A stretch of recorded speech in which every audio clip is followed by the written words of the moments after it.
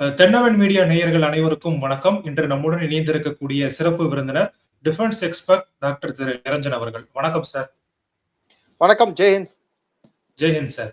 பாகிஸ்தான்ல முன்னாள் பிரதமர் இம்ரான் கான்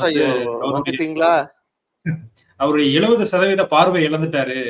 75% பார்வை இழந்துட்டாரு. இன்ஃபேக்ட் இப்போ ஒரு காமெடியா ஓடிட்டு இருக்கு. பாகிஸ்தான் டீம் டாக்டருங்க போய் கேட்டிருக்கிறதாகவும், உங்களுக்கு ஒரு கண்ணில் 80% பார்வை போயிடுச்சு, உங்களுக்கு ஆப்ரேஷன் பண்ணி ஆகணும் தெரியும், ஆனா பண்ணாதீங்க அப்படின்னு சொல்லியிருக்காரு. ஏன்னு கேட்டா பாகிஸ்தான் டீம் தோக்குறதை என்னால பார்க்க முடியாது அப்படின்னு சொல்ற மாதிரி மீம்ஸ் போட்டுட்டு உட்காந்துருக்காங்க. ஒரு பக்கம் அது இருக்க, இன்னொரு பக்கம் ஒரு முன்னாள் பிரதமரை எந்த அளவுக்கு சித்திரவதை பண்றாங்க, பாகிஸ்தான் ஒரு வாழும் ஜனநாயகமா கூப்பிடுவதற்கு அதுக்கு அந்த ஒரு அங்கீகாரம் இருக்கா இல்லையா என்பதே இன்னைக்கு கேள்விக்குறியா இருக்கு. அது ஜனநாயகமா இருந்தா ஆர்மி அதை கைட் பண்ணாது. ஆசி முனீர் போற தப்பா சொல்லிட்டேன். ஷாபாஸ் ஷரீப் போற ஒவ்வொரு இடத்துக்கும் ஆசி முனீர் போக வேண்டிய கட்டாயம் என்ன? ஒரு ராணுவ தளபதியின் வேலை என்ன? உள்நாட்டுல பாதுகாப்பை மெயின்டைன் பண்றதும் எல்லைகளை காப்பாத்துறதும். ரெண்டுத்துமே அவங்க ஃபெயில் ஆயிருக்காங்க. கரெக்டா? கண்டிப்பா. பங்கர் முனீரால ஒன்னுத்தையும் அங்க பண்ண முடியல. அதுதான் உண்மை, அடிப்படை உண்மை. அதுக்கு பதிலாக கோட்டு சூட்டு போட்டு புல்லட் ப்ரூஃப் ஜாக்கெட்டை போட்டுக்கிட்டு நாடு நாடா போய் அம்மா, தாயே, சாமி, ஐயா, கண்ணா, ராஜா போடுங்க ஐயா, போடுங்க, தட்டை பார்த்து போடுங்க அப்படின்னு சொல்லி கேட்டுட்டு உட்காந்துட்டு இருக்காரு. மகன்கள் கோரிக்கை வச்சிருக்காங்க, வீசா கேட்டிருக்காங்க வரத்துக்கு. அவர்கள் தங்கை 2 தங்கைகளும் இம்ரான்கானை ஒழுங்கான ட்ரீட்மெண்ட் கொடுக்க சொல்லி கேட்டுட்டு இருக்காங்க. இன்னொரு பக்கம் பாத்தீங்கன்னா, உலகத்துல இருக்கக்கூடிய முன்னாள் ஒவ்வொரு நாட்டோட கேப்டன்கள், கிரிக்கெட் கேப்டன்கள், வெவ்வேறு நாடுகளுக்கு கேப்டனா இருந்தோம், இன்க்ளூடிங் இந்தியாவுக்கு இருந்த கேப்டன் கபில் தேவ், உலகக்கோப்பை வென்ற கபில் தேவ், வேர்ல்ட் சாம்பியன்ஷிப் வென்ற கவாஸ்கர், இவங்க ரெண்டு பேரும் இம்ரானுக்கு எதிராக விளையாடினவங்க தான். அவங்க 2 பேரும் அவருக்கு இம்ரானுக்கு கொடுக்க வேண்டிய ட்ரீட்மெண்ட்டை ஒழுங்கா கொடுக்கணும்னு சொல்லிட்டு பிளஸ் கிளைவ் லாயட் போன்றவர்கள், மைக்கேல் ஆத்தர்டன் போன்றவர்கள், நாசிர் ஹுசைன், இவங்க எல்லாம் 14 நாடுகளோட முன்னாள் கேப்டன்கள் அதுல கையெழுத்து போட்டிருக்காங்க. வீரர்கள் பிளஸ் அந்த அணியின் தலைவர்களும் கையெழுத்து போட்டிருக்காங்க. அவங்க வீரர்கள் மாத்திரம் இல்ல, அந்த அணியின் தலைவர்களாகவும் இருந்தவங்க, இம்ரானுக்கு எதிராகவும் விளையாடினவங்க அதுல பலர். இதுல என்ன ஒரு கவனிக்க வேண்டிய விஷயம் என்னன்னா, ஒருத்தர் கூட அதுல பாகிஸ்தானி முன்னாள் அணி தலைவர் இல்ல.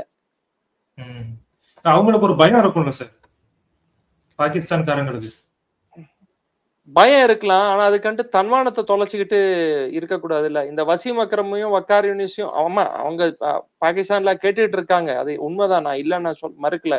அவங்க பாகிஸ்தான்ல இம்ரான் கானை ஒழுங்கா ட்ரீட் பண்ணணும்னு சொல்லி கேட்டுட்டு இருக்காங்க. எனக்கு தெரிஞ்சு இன்சமா முல்லக் இன்னைக்கு உலகத்துக்கு யாருன்னு கூட தெரிஞ்சிருக்க முடியாது இம்ரான் இல்லைன்னா.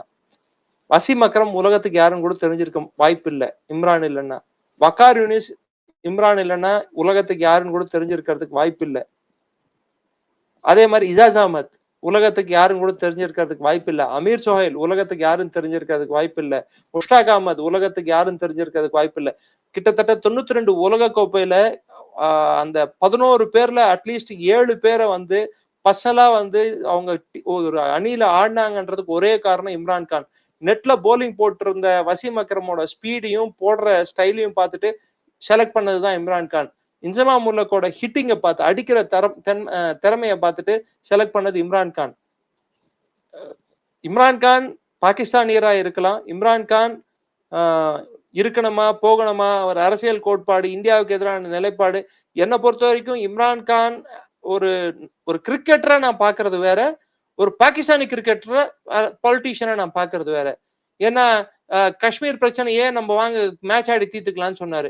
கடைசியில அவர் வாழ்க்கை ஊஷல் ஆடிட்டு இருக்கும் போது இந்தியா தான் நம்ம லெட்டர் எழுதிட்டு உட்காந்துட்டு இருக்காங்க. சோ இந்த விஷயத்துல நம்ம பார்க்க வேண்டிய விஷயம் என்னன்னா, பாகிஸ்தான்ல முன்னாள் பிரதமர்களோட கதி என்ன?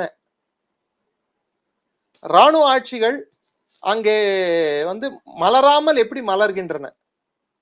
இல்ல அவங்க என்ன சொல்றாங்கன்னா, நீங்க சொல்றீங்க நாங்க பாகிஸ்தான் முன்னாள் பிரதமர் எல்லாம் கொல்றோம் அப்படின்னு. பாருங்க இவருக்கு கண் பார்வை போனாலும் நாங்க பாதுகாப்பா வச்சுதானே இருக்கோம் அப்படிங்கிற மாதிரி ஒரு பதில் சொல்றாங்க. ஹாஸ்பிட்டலுக்கு அனுப்பணுங்க சார். ம். ஃபேமிலிக்கு ஏன் சார் வந்து ஆளை காட்ட மாட்டேங்கிறீங்க? இங்க முன்னாள் பிரதமரை கொன்னவங்களையே வந்து நம்ப விடுதலை பண்ணியிருக்கோம் சார். கட்டிப்பிடி வைத்தியம் எல்லாம் பண்ணியிருக்கோம் சார் இங்க. இல்லன்னு சொல்ல போறீங்களா? நான் அப்படி பண்ண சொல்ல. அட்லீஸ்ட் ஒரு ஹியூமன் ட்ரீட்மெண்ட். சார் ஒரு ஒரு குற்றவாளியா இருந்தா கூட தூக்குல போடுறதுக்கு முன்னாடி உடம்பு சரியாம போயிடுச்சுன்னா அந்த குற்றவாளிக்கு உரிய அந்த வைத்தியத்தை செய்து பிற்பாடு அவர் உடல்நலம் தேறிய பிற்பாடு தான் அவர் தூக்கிலேயே போட முடியும். சிவிலைஸ்டு கண்ட்ரியோட ஸ்டைல் இதுதான். அஃப்கோர்ஸ் பாகிஸ்தானுக்கும் சிவிலைசேஷனுக்கு சம்பந்தமே இல்லை. குதிரை மேல வந்தாங்களா கழுத மேல வந்தாங்களா அவனுங்களுக்கே இன்னும் புரியாம தத்தளிச்சிட்டு இருக்காங்க. இது மாதிரி முட்டாள்கள் முட்டாள்கள் வாக்கு போட்டு முட்டாள்கள் ராணுவ தளபதிகளாக இருந்து அந்த முட்டாள்கள் ஏற்படுத்திய முட்டாள்களான அரசியல்வாதிகள் ஆளும் வரை அந்த நாடு இப்படிதான் இருக்கும். இப்ப அவருக்கு ஸ்லோ பாய்சன் கொடுத்துட்டாங்க அப்படின்லாம் சொல்லப்படுது. சோ அவருடைய கடைசி வரைக்கும் சிறையில தான் இருக்கணும். டாட்டர் ஆஃப் தி ஈஸ்ட்னு சொல்லிட்டு பெனசீர் பூட்டோட புக் இருக்கு. அந்த புக்ல எடுத்து படிச்சோம்னா பெனசீர் பூட்டோவும் இதே மாதிரி கைது செய்து சிறையில் அடைத்திருந்தாங்க. அட்லீஸ்ட் ஒரு 2 ஆண்டு காலம் என்னவோ உள்ள வச்சிருந்தாங்க. அவங்களுக்கு இப்படிதான் வந்து டார்ச்சர் பண்ணாங்க, விஷமும் கொடுத்தாங்க. ஷி பிகேம் வெரி பேல், அனிமிக்கா மாறிட்டாங்க. கடைசியில மற்ற உலக நாடுகள் எல்லாம் பிரஷர் கொடுக்க ஆரம்பிச்சு எல்லாரும் கொடுக்க ஆரம்பிச்ச அப்புறம் தான் விடுதலை செஞ்சாங்க பெனசீர் பூட்டோவை. அவங்க பிரதமர் ஆகிறதுக்கு முன்னாடி கதை சொல்றேன். பிரதமர் ஆனதுக்கு அப்புறம் இல்ல, பிரதமர் ஆகிறதுக்கு முன்னாடி. பிரதமர் ஆன அப்புறம் வசூல் ராணியா மாறின அப்புறம் அவங்க எப்படி புரிஞ்சுக்கிட்டாங்க, இந்த வாட்டி தூக்கி உள்ள வச்சாங்கன்னா நம்ம உயிரோடு இருக்க மாட்டோம், நம்ம அப்பனா போட்ட மாதிரி போட்டுருவானுங்க தூக்குல அப்படின்னு சொல்லிட்டு நாட்டை விட்டு ஓடிட்டாங்க. பர்வேஸ் முஷரஃபும் அதே, ஐ மீன் நவாஸ் ஷெரீஃபும் அதே கதை தான். பர்வேஸ் முஷரஃப் என்ன பண்ணாருன்னு சொல்லிட்டு நம்ம எடுத்து பார்த்தோம்னா நம்மளுக்கு வரலாறு தெரிய வரும். சற்றே வரலாற்று பக்கங்களை புரட்டி பார்க்குங்க. பாகிஸ்தான் முன்னாள் பிரதமர்கள் எப்படியெல்லாம் வாடி இருக்காங்க, எப்படியெல்லாம் ராணுவத்துக்கிட்ட சிக்கி சின்னாபின்னம் இருக்காங்கன்னு தெரியும். இப்போ ஒரு பிரதமர் வந்து வெளிப்படையாவே சொல்றாரு, நாங்க பிச்சை எடுத்துக்கிட்டு தான் ஒவ்வொரு நாட்டுக்கும் போய் பிச்சை தான் கேட்டுட்டு இருக்கோம் அப்படின்னு சொல்லிட்டு. ஷாபாஸ் ஷெரீப் அவங்க வெளிப்படையாக தானே பேசியிருக்காரு இத. சோ பாகிஸ்தானோட உள்நாட்டு நிலைமையும் சரி, அங்க இருக்கக்கூடிய அரசியல் சூழலும் சரி, இம்ரான்கானுக்கு மாத்திரம் உயிருக்கு ஏதாவது ஆபத்து நேரிட்டால் ராணுவத்துல மிகப்பெரிய கிளர்ச்சி வெடிக்கக்கூடும் என்பது என்னோட தாழ்மையான கருத்து. ஏன்னா பெரிய அளவுக்கு இம்ரான்கானுக்கு வந்து சப்போர்ட் பேஸ் இருக்கு ராணுவத்துல. புரியுது சார். அவங்க மகன்கள் வந்து வருவாங்களா அப்படிங்கிறதா எல்லாருடைய கேள்வியாகவும் இருக்கு. சார் சமீபத்துல வங்கதேசத்துல தேர்தல் முடிவுகள்லாம் வெளியாகி புதிய பிரதமர் வந்து பதவி ஏற்றிருக்காரு. இதற்கு முன்னாடி இருந்த இன்டரிம் லீடர் முகமது யூனுஸ் அவருடைய ஃபேர்வெல் ஸ்பீச்ல என்ன சொல்லியிருக்காரு அப்படின்னா, 7 சகோதரிகள் இந்தியாவில் இருக்கக்கூடிய அந்த 7 மாநிலங்களை குறிவைத்து அது வந்து இந்தியாவோட ஒரு பிரதானமான இந்தியாவினுடைய ஒரு பகுதி இல்ல அப்படிங்கிற மாதிரி அவர் பேசியிருக்காரு. சோ அதன் வழியா வந்து நம்ம வந்து மற்ற நாடுகள் கூட தொடர்பு கொள்ளணும், நேபாள், பூட்டான் அப்படிங்கிற மாதிரி அவர் வந்து அவருடைய பேச்சு அமைந்திருக்கு. சோ இதை எப்படி சார் பாக்குறீங்க? அவருக்கு வந்து அவருடைய பதவிக்காலம் முடிஞ்சிருச்சு, ஆனாலுமே இந்தியாவை சேர்ன்றதை அவர் நிப்பாட்டலையோ, புதிய அரசு இவரோட நிலைப்பாட தான் எடுத்துப்பாங்களா அப்படிங்கிற கேள்வி இருக்கே நமக்கு. நான் இத 2 கோணத்துல இருந்து அணுகிறேன். யூனிஸோட பேச்சு என்பது சர்ச்சைக்குரிய பேச்சு என்பதுல நம்மளுக்கு வேற எந்த கருத்தும் இருக்க தேவையில்லை. சர்ச்சைக்குரிய பேச்சு தான்.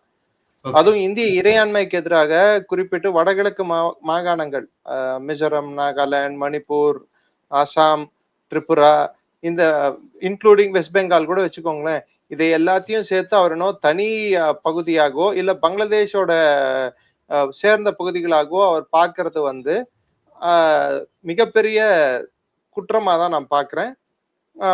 இது இன்னொரு விஷயத்தையும் நமக்கு புரிய வைக்குது. என்ன விஷயத்தன்னு நீங்க பாத்தீங்கன்னா, பங்களாதேஷ்குள்ள ஆட்சி மாற்றம் நடந்திருக்கிறது உண்மை. அந்த ஆட்சியாளர்கள் வந்து பிஎன்பி அரசாங்கம். நாளைக்கு தப்பித்தவறி இந்தியாவோட இணக்கமான ஒரு வெளியுறவு கொள்கை அவங்க வச்சிருந்தாங்கன்னா, அதாவது இந்தியா கூட சுமூகமான வெளியுறவு கொள்கை அவங்க வச்சிருந்தாங்கன்னா, அந்த வெளியுறவு கொள்கையை வந்து இந்தியாவுக்கு அடிபணிந்த கொள்கையாக சித்தரிக்கணும். அப்பதான் பிஎன்பி அரசாங்கத்தை வந்து அவர் வந்து குறை சொல்ல முடியும், இல்ல சாட முடியும், இல்ல அவரால் தேர்ந்தெடுக்கப்பட்டு அவரால் உருவாக்கப்பட்ட என்சிபி நேஷனல் சிட்டிசன்ஸ் பார்ட்டி வந்து அவங்களுக்கு குத்து உயிரை கொடுக்க முடியும். இன்னைக்கு குத்துயிரும் கொலையுயிருமா இன்னைக்கு அவங்க செதறி கிடக்குறாங்க. ஜமாத் இஸ்லாமியோட சேர்ந்து 30 சீட்ல தேர்தல்ல சந்திச்சாங்க. இன்னைக்கு 6 சீட்டு தான் ஜெயிச்சிருக்காங்க. சோ அவங்க இருக்கிற இடமே காணாம போயிருக்கு. சோ அது குத்துயிரும் கொலையுயிருமா இருக்கக்கூடிய ஒரு நேஷனல் சிட்டிசன்ஸ் பார்ட்டிய அதுக்குன்ட்டு ஏதோ ஒண்ணு கொடுத்துட்டு போனோம்ல பிரியும் போது, இல்ல அவரோட வேலை முடியும் போது, அதுக்கு அவர் ஏதோ ஒரு சர்ச்சைக்குரிய பேச்ச ஒண்ணு பேசினாதான் அதை பிடிச்சிட்டு அவங்க தொங்க முடியும், அதை பிடிச்சிட்டு அவங்க வந்து அரசியல் செய்ய முடியும்.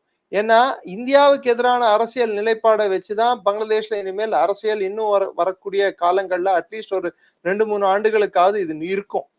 இது மாறப்போவதில்லை. ஓகே. இல்ல சார், இப்ப அவரு நான் யாருக்காலையும் பிடிச்சு வாழல, என்னுடைய இந்த 1.5 வருஷத்தை வந்து பாத்தீங்க அப்படின்னா வங்கதேசத்தினுடைய பெருமையை நிலைநாட்டி இருக்கேன் அப்படிங்கிற மாதிரி சொல்றாரு. ஆனா வெளிநாட்டுல இருக்கக்கூடிய எல்லாருக்குமே தெரியும், நம்மள மாதிரி எல்லாருமே அந்த நாட்டுல சிறுபான்மையினர்கள் எந்த அளவுக்கு அடக்கி ஒடுக்கப்பட்டாங்க அப்படிங்கிறத பார்த்துட்டு தான் இருந்தோம். சோ நான் வந்து வங்கதேசத்தினுடைய பெருமையை நிலைநாட்டி இருக்கேன் அப்படிங்கிறாருன்னா அவர் என்ன சொல்ல வர்றாரு? அங்க இருக்கக்கூடிய சிறுபான்மையினரை நான் அடிச்சு உடைச்சதுதான் என்னுடைய பெருமை அப்படின்னு சொல்ல வர்றாரு. அவர் பெருமை என்னடான்னா ஜனநாயகத்தை கேலி கூத்தாக்குனது. அவர் பெருமை என்னடான்னா தேர்தலை தள்ளி வைக்கலான்னு சொல்லி முயற்சி எடுத்தது. அவர் பெருமை என்னன்னா ராணுவத்துக்குள்ளேயே பிளவுகளை உண்டாக்குனது. அவர் பெருமை என்னடான்னா ஜமாயத்தை இஸ்லாமி 2 சீட்டு கட்சியா இருந்த ஜமாயத்தை இஸ்லாமிய இன்னைக்கு எதிர்கட்சி 68 சீட்டு வச்சிட்டு இருக்கிற ஒரு அடிப்படைவாத அமைப்பை, ஒரு சர்வதேச பயங்கரவாத அமைப்பை, பாகிஸ்தான் கைக்கூலிகளை 71ல பங்களாதேஷ் தனிநாடு ஆவறதா எதிர்த்தவங்களை இன்னைக்கு எதிர்கட்சியா மாத்தி இருக்கிறது. அவர் பெருமை என்னடான்னா மாணவர் அமைப்பு என்ற பேர்ல அடிப்படைவாத சக்திகளையும் தேச விரோத சக்திகளையும் இன்னைக்கு பலப்படுத்தி இருக்கிறது. அவர் பெருமை என்னடான்னா பங்களாதேஷோட டெக்ஸ்டைல் இண்டஸ்ட்ரி கிட்டத்தட்ட 300ல இருந்து 250 தொழிற்சாலைகள் இன்னைக்கு மூடி கிடக்கு. Readymade garment industry. அது அவர் பெருமை. பங்களாதேஷோட பணவீக்கம் இன்னைக்கு 11.27% என்னவோ இருக்கு. அது அவரோட பெருமை. பங்களாதேஷோட வளர்ச்சி விகிதம் ஷேக் ஹசீனா போற காலகட்டத்துல 7% இருந்த அவங்களோட பொருளாதாரம், அதாவது 6க்கு மேல 7க்குள்ள இருந்த பொருளாதாரம் இன்னைக்கு 4% மாறி இருக்கிறது அவரோட பெருமை. அவரோட பெருமை பங்களாதேஷ் வந்து இன்னைக்கு ஒவ்வொரு கரண்ட்ல இருந்து எல்லாத்துக்குமே வந்து இந்தியாவை நம்பி இருந்தாலும் இந்தியாவுக்கு எதிரான நிலைப்பாடு எடுப்பது அவரோட பெருமை. சைனா கிட்ட போயிட்டு வங்கக்கடலுக்கே நாங்க தான் ஓப்பனிங்னு சொன்னது அவரோட பெருமை. He is geographically blind, historically blind, mentally naked. I mean mentally nakedனு சொல்ல முடியாது, mentally retarded. ஓகே சார், இப்ப அவரு அப்படி இருந்துட்டாரு. இப்ப புதுசா ஒரு பிரதமர் வந்திருக்காரு, தாரிக் ரஹ்மான் அப்படிங்கிறவரு. அவருடைய தாயார் வந்து இந்தியா மேல வந்து அவங்களுக்கு ஒரு மிக்ஸ்டு ஒப்பீனியன்ஸ் தான் இருந்துச்சு. இந்தியாவுக்கு எதிராக தான் அவங்க நேரடியாவே இந்தியாவுக்கு எதிரான ஒரு நிலைப்பாடை எடுத்தவங்க தான் கலிதா ஜியா. அதுல மாற்று கருத்தே நம்மளுக்கு இருக்க வேணாம். அவங்களுடைய நடவடிக்கை பின்னாடி இவர் தான் இருந்தாரு அவங்களுடைய முன்னாடி ஆட்சி காலத்துல அப்படின்னு சொல்லப்படுது. இப்ப நடந்துப்பாரு இந்தியாவோட அன்னைக்கு வந்து அவங்க ஆட்சி இருந்த காலத்துல ஜமாத் இஸ்லாமியோட ஒரு கூட்டணி ஆட்சி தான் நடந்துட்டு இருந்தது. இன்ஃபேக்ட் ஜமாத் இஸ்லாமி இந்தியாவுக்குள்ள வெடிபொருட்களையும் ஆயுதங்களையும் அனுப்புற கன்சைன்மெண்ட்ல பிடிபட்டது. அப்ப ஜமாத் இஸ்லாமி மீது தான் நேரடியாக நம்ம குற்றம் சாட்ட வேண்டிய ஒரு கட்டாயம் ஏற்பட்டது. ஆனா நீங்களும் நானும் மறந்துடக்கூடாது, அன்னைக்கு இருந்த அரசு, இந்திய அரசு யார் இருந்தாங்கன்னு நான் குறிப்பிட்டு சொல்ல வேண்டிய தேவையில்லைன்னு நினைக்கிறேன். அவங்க வந்து கம்ப்ளைண்ட் பண்ணிட்டு இருந்தாங்க, மிஸ் இந்த பையன் அடிச்சிட்டா, மிஸ் இவன் பாருங்க மிஸ் என்ன கில்றா மிஸ்ன்னு சொல்லிட்டு கலிதா ஜியா கிட்ட போய் கம்ப்ளைண்ட் பண்ணிட்டு இருந்தாங்க. அதை விட்டு இன்னைக்கு நம்ம உள்ள பூந்து அன்னோன் கன்மேனோ இல்ல வேற ஏதாவது ஸ்ட்ராட்டஜியோ, இன்னொரு ஆபரேஷன் சிந்தூரோ, அன்னைக்கு ஆபரேஷன் சிந்தூர் வைக்காட்டி வேற ஏதோ பேர் வச்சு போலன்னு பொழந்துருந்தோம்னா லைனுக்கு வந்திருப்பாங்க. என்ன பொறுத்த வரைக்கும் இவரோட செயல்பாடுகளை, அரசியல் செயல்பாடு, உள்நாட்டு செயல்பாடுகள் சற்றே மாறுபட்டதா இருக்கும். அதே சமயத்தில் இந்தியாவோட அவர் வச்சிட்டு இருக்கிற நிலைப்பாடு, அவர் ஆமா அவர் இந்தியாவுக்கு எதிரான சில விஷயங்கள் அவர் செய்யதான் தேவை. ஏன்னா அப்பதான் அவர் அரசியல் என்ன சொல்றது, அரசியல் சாதுரியத்தையும் அவரோட செல்வாக்கையும் நிலைநிறுத்த முடியும் பங்களாதேஷ்குள்ள. சோ அதனால இந்தியாவுக்கு எதிரான போக்கு எடுக்கிறது தான் அங்க வந்து எல்லா அரசியல் கட்சிகளோட தேவையா இன்னைக்கு இருக்கு. இத மாற்று கருத்து யாருக்கும் இருக்க வேணாம். சோ அவர் வந்து நிறைய விஷயங்கள் இந்தியாவுக்கு எதிராக பண்ணுவாரு, பேசுவாரு. ஆனா அந்த பண்ணக்கூடிய விஷயங்கள் இந்தியாவோட உள்நாட்டு பாதுகாப்புக்கு அச்சுறுத்தல் கொடுக்கும் வகையில இருக்கா இல்லையான்றது தான் இப்ப இருக்கக்கூடிய பிரதான கேள்வி.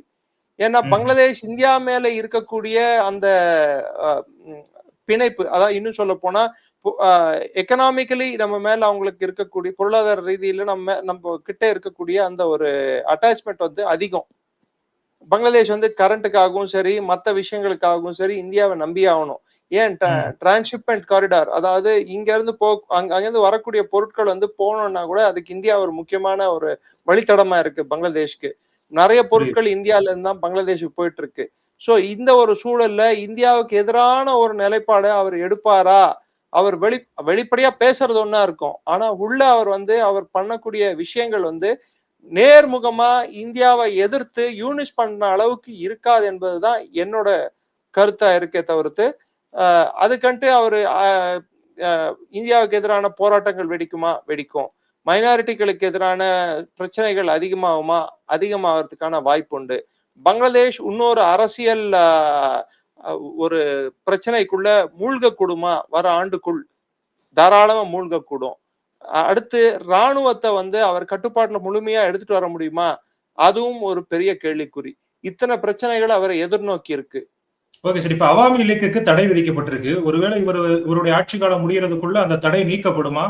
என்ன நாடு கடத்தணும் அப்படின்னு சொல்லி சொல்றாங்க ஷேக் ஹசீனாவை. அதெல்லாம் நடக்குமா அப்படின்னு கேட்கிறேன். அடிப்படையா நீங்க ஒண்ணு பாத்தீங்கன்னா யூனிஸோட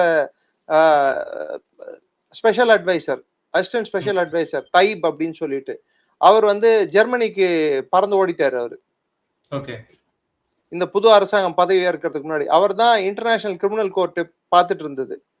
சோ அவர் ஏன் தப்பிச்சு போனாருன்னு பாத்தீங்கன்னா, இந்த international criminal court of justice அப்படின்னு சொல்றதை எப்படி இவங்க நிறுவனாங்க, எப்படி அங்க ஷேக் ஹசீனா தண்டிக்கப்பட்டார்கள், இதெல்லாம் கேள்விகள் எழுப்பப்படும்.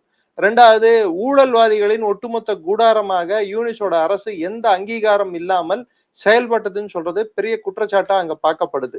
இன்னொரு முக்கியமான விஷயம் நீங்க மறந்துடக்கூடாது, நீங்க எல்லாரும் கவனத்துல வச்சுக்க வேண்டிய விஷயம் என்னன்னு பார்த்தோம்னா, பங்களாதேஷ்ல இருக்கக்கூடிய தற்போதைய சூழ்நிலை எப்படி இருக்கு அப்படின்னு கொஞ்சம் ஒரு அலசல் நம்ம எடுத்துக்கலாம். தேர்தல் நடந்து முடிஞ்சது. பங்களாதேஷ் நேஷனல் பார்ட்டிக்கு 209 இல்ல 210 சீட்டோ கிடைச்சது. 68 சீட்டு 209 நீங்க சொன்ன மாதிரி 68 சீட்டு வந்து ஜமாத்தே இஸ்லாமிக் கிடைச்சது. 6 சீட் வந்து என்சிபி கிடைச்சது. சோ மிச்சம் இதர வந்து மற்ற கட்சிகளுக்கு கிடைச்சிருக்கு. சோ அந்த 68 சீட்ன்றது எங்க இருந்து வந்திருக்காங்க? 2 சீட்டு மாத்திரமே இருந்த ஒரு கட்சி இன்னைக்கு 68 சீட்டு ஜெயிச்சிருக்காங்க. இந்த சூழல்ல, இந்த பரபரப்பான ஒரு சூழல்ல அவங்க முதல்ல எம்பியா பதவி ஏற்ற பின்னுதான் பிரதமரா பதவி ஏற்கணும். பங்களாதேஷோட அங்க இருக்கக்கூடிய அரசியல் அப்படி, சாசன சட்டம் அப்படி சொல்லுது. ஆனா கான்ஸ்டிடியூஷனல் ரிஃபார்ம் கவுன்சில் அப்படின்னு சொல்லிட்டு அதன் மேலேயும் இவங்க பதவி பிரமாணம் எடுக்கணும்னு சொல்லிட்டு யூனிஸ் தரப்புல இருந்து அழுத்தம் கொடுக்கப்பட்டது. அதன்படி என்ன அதுல இருக்கக்கூடிய முக்கிய ஷரத்து என்னன்னு பாத்தீங்கன்னா, 2 வாட்டிக்கு மேல யாரும் பிரதமரா இருக்கக்கூடாது. கிட்டத்தட்ட அமெரிக்கால இருக்கக்கூடிய சிஸ்டம் 2 வாட்டிக்கு மேல யாரும் ஜனாதிபதியா இருக்கக்கூடாது. அதே மாதிரி ஒரு அழுத்தத்தை பங்களாதேஷ்ல ஏற்படுத்தணும்னு சொல்ற ஒரு முயற்சி நடந்தது. ஆனா பிஎன்பியோட ஒரு எம்பி அவர் வந்து பதவியேற்பதற்கு முன்னாடியே பாராளுமன்றத்திலேயே என்ன வெளிப்படையாக சொன்னது என்னன்னா, இந்த கான்ஸ்டிடியூஷனல் ரிஃபார்ம் கவுன்சிலோட இதுக்கு நாங்க வந்து அதன்படி நாங்க பதவி ஏற்கல, நாங்க வெறும் எம்பியா பங்களாதேஷ் அரசியல் சாசன சட்டப்படி தான் பதவி ஏற்கிறோம். நம்ம ராஜாங்க ரீதியில நம்ம அரசியல் சாசன சட்டத்தை திரும்பி எழுதுறதுக்கான தேவை எங்களுக்கு தெரிஞ்சு இல்லைன்னு சொல்ற மாதிரி அவங்க கருத்து தெரிவிச்சிருக்காங்க. ஏன்னா இப்போ தாரிக் ரஹ்மானோட வயசு என்னன்னு எடுத்து பார்த்தா அவரு early 50s, அதாவது mid 50sல இருக்காரு. 54 55 வயது கிட்ட நினைக்கிறேன் அவர் வயசு. சோ அவருக்கு இன்னும் எப்படி பார்த்தாலும் இன்னும் 2 டேர்ம் என்பது என்ன 5 5 65 வயசு தான் ஆகும். ஆமா. 65 வயசுன்றது ஒரு பெரிய வயசே இல்ல அரசியல்ல. ம். இங்க சில பேரு 80 ஆண்டுகள் 80 வயசுக்கு வரைக்கும் கூட நான் தான் பிரதமரா இருக்கணும், நான் தான் எதிர்க்கட்சி தலைவரா இருக்கணும், நான் தான் வந்து அ தமிழ்நாடு முதல்வரா இருக்கணும், இல்ல மத்த மாநில முதல்வரா இருக்கணும்னு போட்டி போட்டுருக்கேன். நம்மளே பார்த்துட்டு இருக்கோம். எத்தனையோ மாநிலங்களோட முதல்வர்கள் கிட்டத்தட்ட 80களை டச் பண்ணிட்டு இருக்கிற முதல்வர்கள். ஆமா. அத கேப் பண்றத வந்து எந்த ஒரு அரசியல் தலைவருக்குமே அதிகாரம் வேணாம், உன் அதிகாரத்த விட்டு குடுத்துருன்னு சொன்னா யாராவது விட்டு குடுப்பாங்களா? சோ இது மாரி விட்டு குடுக்கறதா இருந்தா, அந்த 2 டேர்முக்கு மேல போக்கூடாதுன்னு சொன்னா, அப்போ பிஎன்பியோட நிலைமை என்ன ஆகும்? கவலைக்கிடமாகும். அதுக்கு ம். எதிரா இருக்கிற கட்சி எது? ஜமாத் இஸ்லாமி. அவங்களுக்கு அட்வான்டேஜா மாறுமா? மாறாதா? கண்டிப்பா. சோ இத அவங்க எதிர்த்திருக்காங்க. ம். இது ஒரு பக்கம் இருக்க, அவாமி லீக பத்தி அவங்க கருத்து வந்து 2 கருத்து பிஎன்பி குள்ளேயே இருக்கு. இப்போதைக்கு அவாமி லீக பத்தி அதிகம் பேசாம இருப்பது நல்லது அப்படின்னு சொல்ற ஒரு கருத்தும் நிலவிட்டு இருக்கு. அதே சமயத்துல ஒரு செக்ஷன் வந்து அவாமி லீக் அவங்களுக்கு அவாமி லீக் மேல தாழ்ப்புணர்ச்சி இருக்கு, கோபம் இருக்கு. ஏன்னா போன எலெக்ஷன் அவங்க வந்து அவாமி லீக் வந்து பிஎன்பி பாய்காட் பண்ணும்போது அவங்களை எலெக்ஷன்ல கண்டெஸ்ட் பண்ண இவங்க வந்து ஒண்ணு தள்ளி வச்சிருக்கலாம், இல்ல எலெக்ஷன்ல பிஎன்பியும் கண்டெஸ்ட் பண்ணணும்னு சொல்லியிருக்கலாம். அதுக்கு ம். ஏதுவான சூழ்நிலை ஏற்படுத்தி இருக்கலாம். அது ஆமா. ஏற்படுத்தாதனாலதான் இந்த இவ்வளவு பெரிய கிளர்ச்சி வெடிக்கிறதுக்கு ஒரு காரணமாவே இருந்தது. இன்னைக்கு பிஎன்பி அதே தவிர திரும்ப பண்ணுமான்னு கேட்டா எனக்கு தெரிஞ்சு பண்ணாதுன்னு தான் நினைக்கிறேன். இந்த ஒரு சூழ்நிலையில நாங்க வந்து இந்த கான்ஸ்டிடியூஷன் ரிஃபார்ம் கவுன்சில் மேல அந்த அந்த சட்ட திருத்தத்தை சட்ட திருத்தங்கள் எடுத்துட்டு வர வேண்டிய ஒரு அமைப்பு, அது 270 பேர் எல்லா கட்சிகள்ல இருந்து மெம்பருங்களை வச்சு 270 நாட்களுக்குள்ள எல்லா கட்சிக்கும் மெம்பருங்களை அதுல போட்டு அவங்க வந்து திருத்தங்கள் கொண்டு வருவாங்கன்னு சொல்லிட்டு அந்த அமைப்போட ஒரு கால வரவரை 270 நாள் இருந்தது. பங்களாதேஷ்ல இருக்க எல்லா கட்சியில இருந்தும் அதுல மெம்பரா இருப்பாங்கன்னு சொல்லிட்டு அவங்க சட்ட திருத்தங்கள் கொண்டு வருவாங்கன்னு சொல்லிட்டு. ஆனா இத வந்து பிஎன்பி ஏற்றுக்கல. இந்த இந்த சூழ்நிலையில இப்போ அவாமி லீக் மேல இவங்க பேனை கண்டினியூ பண்ணனாலோ இல்ல அவாமி லீக் இப்ப ஜமாத்தே இஸ்லாமி கட்சி வந்து அவங்க என்ன சொல்றாங்க, இந்த சட்ட திருத்தங்களை எல்லாம் ஏத்துக்கணும், இந்த புது சட்டங்களை எல்லாம் அதாவது அந்த கான்ஸ்டிடியூஷன் ரிஃபார்ம் கவுன்சில வந்து நம்ம நிலைநாட்டணும், அதன்படி சட்ட திருத்தங்களை கொண்டு வரணும்னு அவங்க சொல்றாங்க. பிஎன்பி வந்து முடியாது அப்படின்றாங்க. சோ நாளைக்கு அரசியல் என்பது எப்படி நவருன்னு மெதுவா பாத்தீங்கன்னா அவாமி லீக் வந்து தேவை என்ற கட்டாயத்துக்கு பிஎன்பி தள்ளப்படும். ஓகே. ஏன்னா ஜமாத் வந்து இப்ப இருக்கிற சூழ்நிலையில அவங்க வலிமை வாய்ந்த கட்சியா மாறுறது பிஎன்பிக்கும் நல்லது இல்ல, குறிப்பிட்ட அவாமி லீக்கும் அது தேவையற்றது. சோ அவாமி லீக் வந்து திரும்பியும் புத்துணர்ச்சி பெற வைக்கிறதுக்கான முயற்சிகள் டெஃபினட்டா பிஎன்பி எடுக்கும். ஆனா அவங்க முழுமையான புத்துணர்ச்சி பெற்று இவங்களை சேலஞ்ச் பண்ற அளவுக்கு வருவாங்களா அப்படின்றது ஒரு கேள்விதான். ஆனா இத நம்ம பொறுத்திருந்தான் பார்க்கணும். ஏன்னா எனக்கு தெரிந்து இன்னும் ஒரு ஆண்டுக்குள்ள பங்களாதேஷ்ல பெரிய அளவுக்கான பிரச்சனைகள் வந்து வெடிக்க கூடும் என்பதுதான் என்னோட கணிப்பா இருக்கு. ஏன்னா நடந்து முடிஞ்ச தேர்தலையே வாக்கு சதவீதம் எடுத்து பார்த்தா 28ல இருந்து 30% தான் வாக்குப்பதிவே நடந்திருக்கு. ஓகே. ஆனா காட்டி இருக்கிறது ஃபர்ஸ்ட் 50 காட்டினாங்க, திரும்ப 60 வரைக்கும் சொன்னாங்க. ஏன்னா எலெக்ஷன் கமிஷனோட வெப்சைட், அவங்க எலெக்ஷன் கமிஷன் வெப்சைட் டவுனா இருந்தது. சோ நிறைய உள்குத்து வேலைகள் நிறைய நடந்திருக்கு. நீங்க அப்படி பாத்தீங்கன்னா ரொம்ப கம்மியான நபர்கள் தான் ஓட்டு போட்டிருக்காங்க, அப்படிதானே சார்? அதனாலதான் ஷேக் ஹசீனா வந்து இந்த தேர்தலே ஒரு கண் தொடைப்புன்னு சொன்னாங்க பாத்தீங்கன்னா.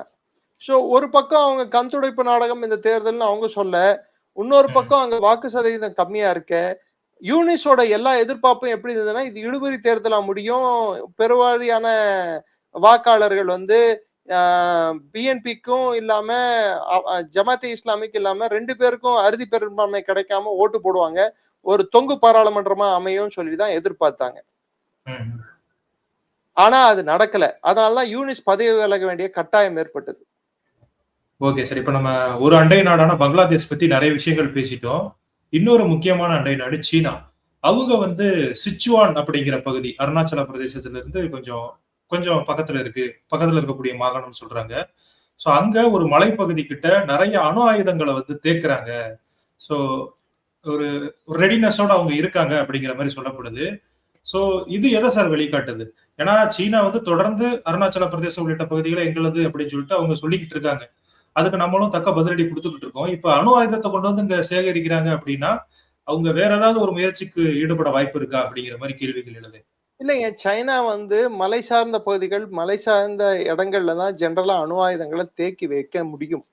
அங்க தான் ம். வந்து அதுக்கான சைலோஸ், பங்கர்ஸ், கைரான் ஐல்ஸ்லயும், சகாயிலும் தானே பாகிஸ்தானும் தேக்கி வச்சிருந்தாங்க.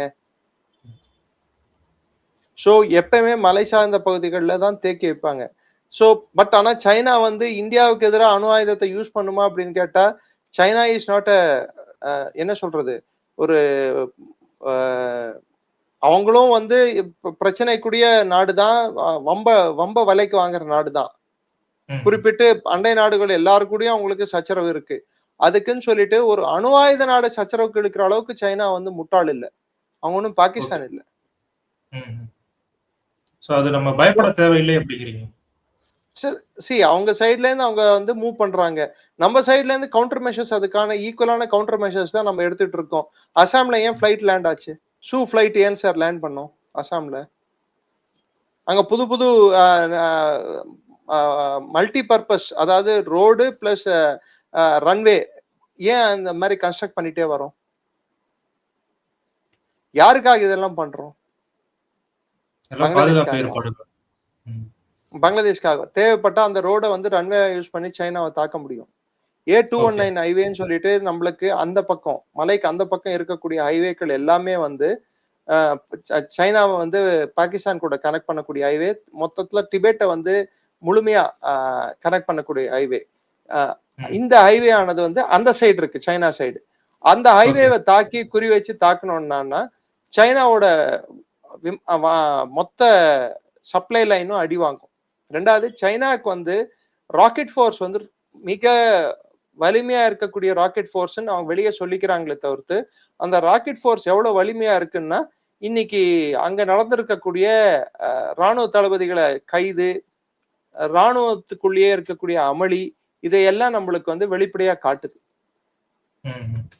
இன்ஃபேக்ட் ஜெனரல் ஃபெங் அப்படின்னு சொல்லிட்டு ராக்கெட் ஃபோர்ஸோட கமாண்டரை தான் திரும்பி டிஃபென்ஸ் மினிஸ்டர் ஆக்குனாங்க. அவரை வந்து ஓகே. ஊழலுக்காக கைது செய்தாங்க. ஜாங்கியூசியான்னு சொல்லிட்டு சென்ட்ரல் மிலிட்டரி கமிஷனோட நம்பர் 2 இருந்தவரை இன்னைக்கு ராக்கெட் ஃபோர்ஸ் நடந்த ஊழலுக்காகவும் ப்ரொக்யூர்மெண்ட், அதாவது உபகரணங்கள் வாங்கும் ஊழலுக்காகவும் தான் அவரை கைது பண்ணி இன்னும் சொல்ல போனா கொன்னுட்டாங்கன்னே சொல்றாங்க. ஹீவை ம். டாங்க்கும் அதே நிலைமை தான். ஸோ சைனாவோட உயர்மட்ட குழு, ராணுவத்தை சார்ந்த குழு, அதாவது அவங்களோட பீப்புள்ஸ் லிபரேஷன் ஆர்மியில பிளஸ் சென்ட்ரல் மிலிட்டரி கமிஷன்ல இருக்கக்கூடிய அதிகாரிங்க நிறைய பேர் காணாமல் போயிருக்கிறார்கள். கிட்டத்தட்ட ம். 32 முக்கியமான போஸ்டுங்க இருக்கு. அந்த 32 முக்கியமான போஸ்ட்ல எத்தனை போஸ்ட் ஃபில் ஆயிருக்குன்னு நினைக்கிறீங்க? வெறும் 9 போஸ்ட் ஃபில் ஆயிருக்கு. சீஜிங் போஸ்டோட உட்பட. சென்ட்ரல் மிலிட்டரி கமிஷனும் பிளஸ் டிஃபென்ஸ் மினிஸ்ட்ரி இது எல்லாத்தையும் சேர்த்து. Theatre okay. கமாண்ட்ஸ் கிட்டத்தட்ட ஈஸ்டர்ன் தியேட்டர்ல மாத்திரம் தான் கமாண்டர் இருக்காங்க. ம். சென்ட்ரல் தியேட்டர்ல கமாண்டர் இருக்காங்க. மத்த எல்லா தியேட்டரும் காலியா இருக்கு. ஏன் வெஸ்டர்ன் தியேட்டர் இந்தியாவை கொட்டின போல இருக்க பகுதிகளில் இருக்கக்கூடிய கமாண்டர் வந்து போஸ்ட்ல யாருமே உட்கார வைக்கல. ஏர்ஃபோர்ஸ், நேவி அண்ட் ஆர்மிலையும் அதே மாதிரி கமாண்டருங்க நிறைய பேர் காணோம். 50 ஜெனரல்களுக்கு மேல சிறையில வாடுறாங்க, இல்ல அவங்க பிரச்சனையை சந்திச்சுட்டு இருக்காங்க, இல்ல ஊழல் பேர்ல அவங்கள கைது செய்திருக்காங்க. சில பேரை கொல்லவே கொன்னுட்டாங்க. இல்ல சார் ஒரு கம்யூனிஸ்ட் நாடுங்கிறோம். அங்க இவ்வளவு ஊழல் நடந்திருக்கு அப்படின்னா, சீனா மாடல் எந்த அப்படின்னு இங்க கம்யூனிஸ்ட் நெறைய நாடுல பேர் பேசிக்கிட்டு இருக்காங்க. எந்த கம்யூனிஸ்ட் நாட்டுல ஊழல் நடக்கல? இங்க இருந்து நெறைய பேர் சப்போர்ட் பண்ணிக்கிட்டு இருக்காங்களே சார் அவங்களுக்கு. சரி விடுங்க. இங்க இருக்கிறவங்க அதிகம் பேர் வந்து சைனாக்கு சப்போர்ட் பண்றாங்கடான்னா, நம்மளோட புரிதல், கம்யூனிசத்தோட புரிதல் எவ்வளவு பெரிய புரிதல்டான்னா, 5 இட்லிக்கு மேல சாப்பிடுற ஒவ்வொரு இட்லியும் வந்து மத்தவனோட இட்லின்னு சொல்ற அளவுக்கு தான் நம்மளோட கம்யூனிச புரிதல் இருக்கு. ம். அதுவே ஒரு அவுட்டேட்டட் சித்தாந்தம். புரியுது சார். நான் சொல்றது வேதாந்தமா இருக்கலாம். ம். ம். கண்ணதாசன் அழகா சொல்லியிருப்பாரு. ஆஹ் ப- ப- தெளிவாக புரிந்தாலே சித்தாந்தம், அல்லது புரியாமல் போனாலே வேதாந்தம் அப்படின்னு சொல்லிட்டு. ம். சோ கம்யூனிச சித்தாந்தத்தை தூக்கி பிடிக்கிறவங்க எல்லாருக்கும் இந்த இட்லி, வடை, தோசை இப்படி கத்து கொடுத்தாங்கடான்னா அது புரிஞ்சிடும். அடிப்படை கம்யூனிச தத்துவத்தை சொன்னாங்கன்னு நினைச்சுக்கோங்க, எல்லோருக்கும் எல்லாம் கிடைக்கும் என்பது. உலகத்துல எந்த உயிரினமும் இன்ஃபேக்ட் டார்வினியன் தியரி படிச்ச யாருக்குமே எல்லாருக்கும் எல்லாம் கிடைக்கும்ன்றதே இல்ல. இயற்கையிலேயே எல்லா உயிரினமும் வாழும் தத்துவமே என்னடான்னா சர்வைவல் ஆஃப் த ஃபிட்டஸ்ட். உன்னால போட்டி போட முடிஞ்சா, உன்னால வந்து தாக்கு பிடிக்க முடிஞ்சா மாத்திரம்தான் நீ அந்த ஃபுட் செயின்ல மேல நிப்ப. சோ எல்லாருக்கும் எல்லாம் கிடைக்கும், எல்லோருக்கும் எல்லாம் பங்கிட்டு கொடுப்போம். இதெல்லாம் வந்து எப்படா பண்ணுவீங்க அப்படி கேட்டா அதை நோக்கி பயணிக்கிறோம். இதுதான் கம்யூனிசம். எங்களோட இணைந்து உங்களுடைய கருத்துக்களை பகிர்ந்து நேரம் கொடுத்து பேசியமைக்கு ரொம்ப நன்றி சார். ரொம்ப நன்றி சார். ஜெய் ஹிந்த். ஜெய் ஹிந்த் சார்.